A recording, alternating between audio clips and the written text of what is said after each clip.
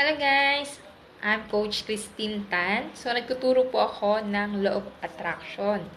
So, paano po ba pinapagana ang Law of Attraction?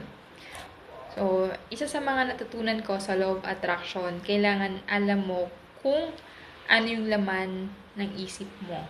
Kasi sabi ng iba, Coach, pinamaster ko naman yung Law of Attraction, pero yung dumadating sa akin, instead na positive, negative. Ang Law of Attraction kasi is what you attract, what you become. Ibig sabihin, kung ano yung iniisip mo, yun yung dumarating sa'yo. So, kung iniisip mo ay negative, yun yung darating sa'yo. So, lagi mong naiisip na wala na akong pera, no?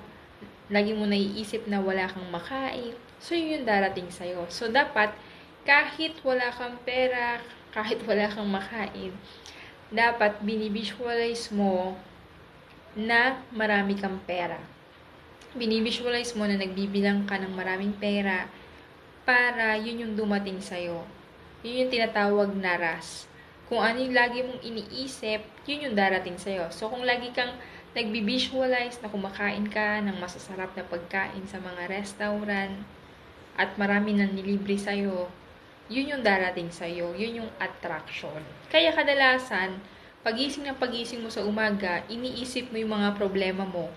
Diba? Iniisip mo na wala kang pambayad ng Meralco, wala kang pambayad ng tubig, wala kang pambayad sa bahay mo.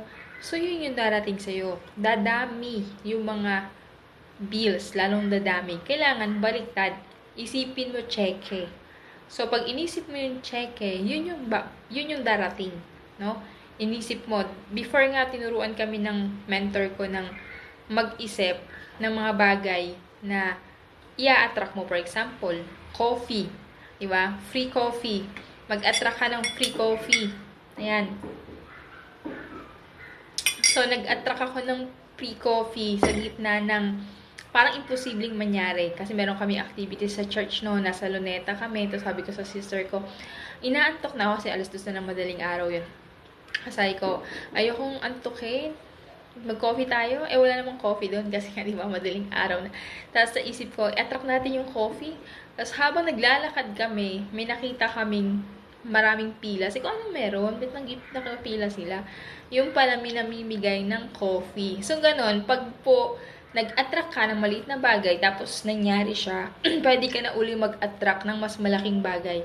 Ibig sabihin, naniniwala na yung mind mo na makukuha mo siya. So, ganun po dumadaloy yung law of attraction. Okay? Sa mga gustong mag-enroll sa aking course, meron akong tinawag na manifestation, law of attraction, 40 days programming. Ayan, pwede po kayong mag-enroll. Naka-promo po tayo. Yun ay 10,000 pesos. Pero sa first 20 na mag-i-enroll today, 1,000 pesos na lang po siya. At isubscribe niyo po ako sa aking YouTube channel, Christine Tan TV. Meron din po ako mga video, vlog na nag-trending. Search nyo lang, Christine Tan TV, Law of Attraction, Tagalog version. Para meron kang idea paano gumagana ang Law of Attraction. At dahil dyan, naranasan ko rin maging top 1 sa aking company dahil pinapagana ko yung Law of Attraction.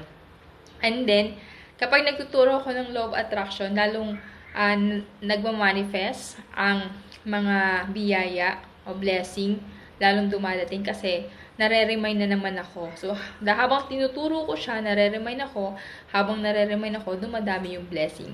Kaya, mag-enroll ka na, mag-comment lang ng how. Thank you and God bless.